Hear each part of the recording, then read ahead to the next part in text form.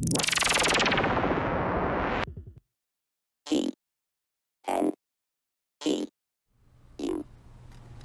you see your boy The Grizz, you know what it is, what it do, what it is. Yes, yes, yes, I am The Grizz. Welcome back to Yesterday Today. This, of course, is the show where we bring you some of the biggest gaming news you may have missed from yesterday today. We got some stuff to talk about because E3 just might be, it might be curtains for E3. They might be in some trouble, and PS5 stock shortage is officially over. Let's talk about it. All right, so let's talk about Xbox Games with Gold because, well, it seems that it's continuing to be a menace monthly because for Xbox Games with Gold, $39.98 in value in 2,000 gamer score. You have For the King, February 1st to February 28th, and Guts in Goals, February 16th to March 15th. Compared to OlliOlli World and Mafia Definitive Edition, can't even hold a candle. Neither one of these games is even as big or even, you know what, I won't even insult these games because I haven't played them, but OlliOlli World is definitely a much bigger game than both of these games. Not saying taken away from anything from For the King. I do believe that was probably on Game Pass at some point, but Guts and Goals, I don't know what to think of this, but as always, I always download these games with Gold because who knows, maybe one day I'll be bored and I'll say, let me actually download this and see if I might actually enjoy the game, but yeah, I don't really see why they continue to keep Games with Gold going, but whatever. There you go. Here's your money's worth, I guess. $40 of it. So yesterday, Sony put out a video over on Twitter and YouTube and everything like that called Live from PS5. Live from PS5, basically just announcing that the stock shortage is up, and they just basically made a live action trailer from just basically all the IPs, and certain things that was just shown really briefly was really interesting. I'm talking about they made Death Stranding references. They even made a Stray reference, but there was a quick thing where you see a burning hut and a bunch of samurais on horseback going away from the burning hut, and I'm wondering if that could be a Ghost of Tsushima 2 tease. We got a chance to see the Spider-Man, and we got a chance to see Kratos and Atreus on the sled. It was really, really dope, but they released a blog post, and it says, PlayStation kicks off the new year with increased supply of PS5 consoles new spot.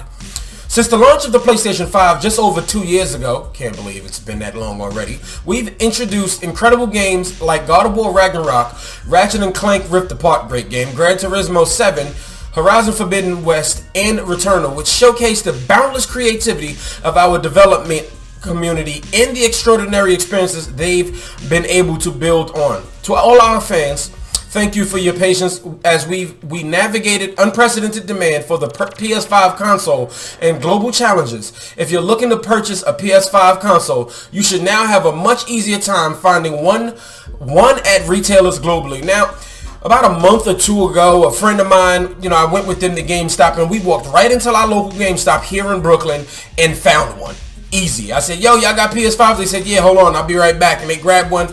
Through and through. It wasn't even the necessary bundle, the God of War bundle they was trying to jam together. No, it was just a PS5. So happy to really hear about this. Are you excited to finally get a PS5? It's in stock. You're watching this, it's in stock. Don't be paying those resellers none of that. None of them scalpers. We don't do that here.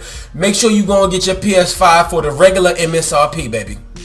Alright, so let's talk a little bit about GameStop, right? So GameStop, I actually love going to GameStop. Maybe some of their policies and stuff like that. The return policies. Not even the return policies. Just trying to trade in a game that you bought maybe 5 days ago and you ain't feeling it.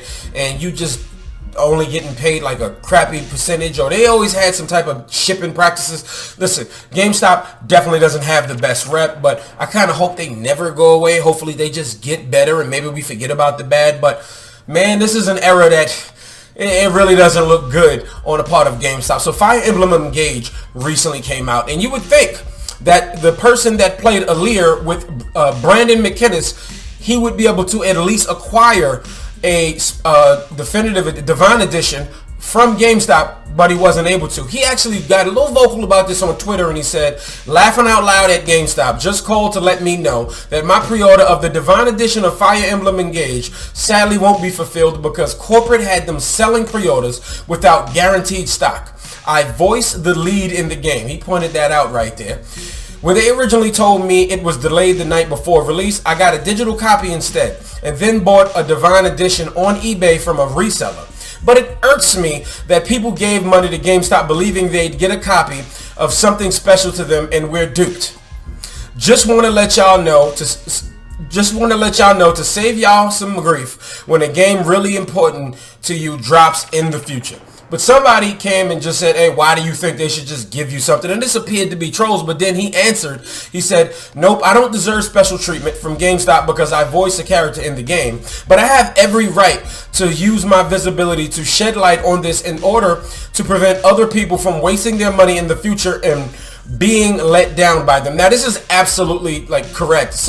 You got to use the voice. He has the platform. Use the platform.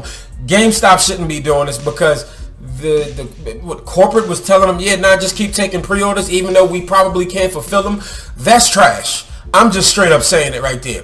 That's trash, and I hope that too many people didn't get deceived, but if anything, y'all need to put in these complaints, and GameStop, y'all just need to do better. Ain't nothing no way around that. That's really, really trash. I hope that y'all are enjoying Fire Emblem Engage, though, because by the looks of it, it sounds like it's pretty good. It's one of the better Fire games because it gets straight to the point. Fire Emblem games, and because it gets straight to the point. I really hope y'all are enjoying it despite the tomfoolery like this. So it's been 4 years since there's been a physical event for E3. And now there's a new one coming this year, 2023. But yeah, it might disappoint simply because the big three, Nintendo, Sony, and Microsoft, they don't plan on being there. At least it seems that way coming from IGN. And they released something and it says, IGN has heard from multiple knowledgeable sources that Xbox, Sony, and Nintendo won't be part of E3 2023 or have a presence on the Los Angeles Convention Center show floor. This information comes on the heels of Xbox's announcements last week that it would be returning to Los Angeles for its annual summer showcase, while declining to confirm whether it would be part of the show itself. Man, what is happening to E3? Has Jeff Keighley completely taken over? Are people just being like, nah, we can do our own thing? Or maybe we could just present some stuff elsewhere because we're a big enough platform and they don't need E3? This says a lot. How is E3 going to respond if this is true? Look, IGN is putting this out there. A very credible website, you know what I'm saying? And we can sell, they don't handle this type of stuff. They handle this type of stuff well. Somebody got fired from IGN before, and so the thing is where is this going to go if true? If it actually comes out, how are they going to break this news out? What's going to happen in place for each of these companies? There's going to be State of Play. There's going to be another developer direct. There's going to be just a big Nintendo direct. I'm so curious as to know what's going to happen. Why don't y'all let me know in the conversation below? Let's have this conversation. I want to hear about all of y'all ideas about where could this possibly be going. So everything surrounding this Microsoft, Activision, Blizzard acquisition thing going on, it's wild right now because now Frank Shaw, current leader of communications for Microsoft, he just straight out went public and just saying Sony is misleading people over in Brussels. Okay, so here's what he said. It's a nice little Twitter thread, 4 things. It says, I hear Sony is briefing people in Brussels claiming Microsoft is unwilling to offer them parity for Call of Duty if we acquire Activision. Nothing could be further from the truth. We've been clear. We've offered Sony a 10-year deal to give them parity on timing, content, features, quality, playability, and any other aspect of the game. We've also said we're happy to make this enforceable through a contract, regulatory agreements, or other means. Sony is the console market leader, and it would defy business logic for us to exclude PlayStation gamers from the Call of Duty ecosystem. Our goal is to bring Call of Duty and other games, as we did with Minecraft, to more people around the world so they can play them where and how they want. Bruh, what more can you say? Like that Jay-Z song. What more can you say? They just been straight up. We've heard about these reports. They didn't went to Nintendo. They didn't went to Steam, and they went to Sony. And I think Sony denied the deal. Don't You know, don't quote me on that right there, but I think Sony denied the deal. And it really seems like to me just more so with Horizon Zero Dawn stuff leaking out, like they have a multiplayer and Sony owns Bungie, so they're holding down and they're gonna be holding people down when it comes to the multiplayer stuff. Maybe they're helping out with factions, but they're trying to stop Microsoft from this acquisition because they know they'll be able to get all the money in their pockets from Call of Duty. That's just straight up. This isn't about any other IPs. It's clearly about Call of Duty. Microsoft is willing to let them have a little bit of win on the back end, but they're getting the ultimate win. Do you know what Sony game is on every platform? MLB The Show. That is a Sony Studios game. That game makes bank every year. It's on Nintendo. It's on Xbox. Damn it, it's on Game Pass. But we can't have Call of Duty owned by Xbox. Nah, fam. We got the lead and we gonna keep the lead. And I understand Sony's position because they are at a top dog. And I mean, just like the homie Roman Reigns, who's the tribal chief, he does everything to keep the WWE title, right? Why wouldn't Sony want to do everything they can legally to keep the top dog title in the gaming industry? I kind of understand what they're doing, but hey, listen, I want to see Microsoft thrive. I want to see them really get out there and start getting it. Hi-Fi Rush was just a great example of what they probably going to do this year. Hopefully Redfall and Starfield hit just as hard. But what I'm saying is this acquisition needs to go through because I'm pushing even harder for Microsoft to go through because people have done everything they can to stop. You got a group of gamers suing Microsoft for the acquisition? Come on, fam.